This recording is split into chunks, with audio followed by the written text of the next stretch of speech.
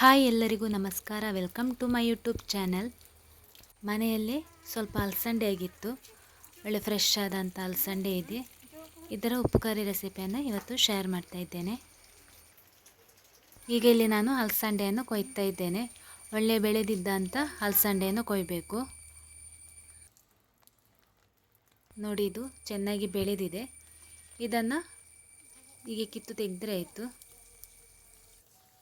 ಸ್ವಲ್ಪ ಮಾತ್ರ ಇವತ್ತು ಅಲಸಂಡೆ ಸಿಕ್ಕಿತು. ಇದನ್ನು ಇನ್ನು ಸಣ್ಣಗೆ ಕಟ್ ಮಾಡಿದರೆ ಆಯಿತು. ಅಲಸಂಡೆ ಎಲ್ಲ ಕಟ್ ಮಾಡಿಟ್ಟಾಗಿದೆ. ಇನ್ನು ಇದನ್ನೊಮ್ಮೆ ವಾಶ್ ಮಾಡಿಕೊಳ್ಬೇಕು. ಅಲಸಂಡೆ ಉಪ್ಪು ಕರಿಗೆ ಒಗ್ಗರಣೆ ಕೊಡಲು ಇಲ್ಲಿ ನಾನು ಫ್ರೆಶ್ ಆದಂಥ ಕರಿಬೇವು ಸೊಪ್ಪನ್ನು ಕೊಯ್ತಾ ಇದ್ದೇನೆ. ಇನ್ನು ಅಲಸಂಡೆ ಉಪ್ಪು ಕರಿ ಯಾವ ರೀತಿ ಮಾಡುವುದಂತ ನೋಡ್ಕೊಂಡು ಬರೋಣ.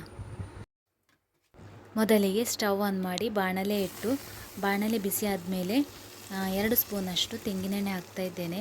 ಎಣ್ಣೆ ಬಿಸಿಯಾದ ನಂತರ ಸ್ವಲ್ಪ ಸಾಸಿವೆ ಹಾಕಿ, ಸಾಸಿವೆ ಚೆನ್ನಾಗಿ ಸಿಡಿದ ನಂತರ ಕರಿಬೇವು ಸೊಪ್ಪು ಹಾಕಬೇಕು. ಅದಾದಮೇಲೆ ಕಟ್ ಮಾಡಿಟ್ಟಂಥ ಅಲಸಂಡೆನ ಹಾಕಿ ಅದನ್ನು ಸ್ವಲ್ಪ ಎಣ್ಣೆಯಲ್ಲಿ ಫ್ರೈ ಮಾಡಿಕೊಳ್ಬೇಕು. ಈಗ ಸ್ವಲ್ಪ ಫ್ರೈ ಆಗಿದೆ. ಇನ್ನು 1 ಗ್ಲಾಸಷ್ಟು ನೀರು ಹಾಕಿ, ರುಚಿಗೆ ತಕ್ಕಷ್ಟು ಉಪ್ಪು ಮತ್ತು 1 ಸಣ್ಣ ತುಂಡು ಬೆಲ್ಲ ಹಾಕಿ, 2 ಹಸಿಮೆಣಸಿನಕಾಯಿ ಹಾಕಿ ಇದನ್ನು ಮುಚ್ಚಿಡಬೇಕು.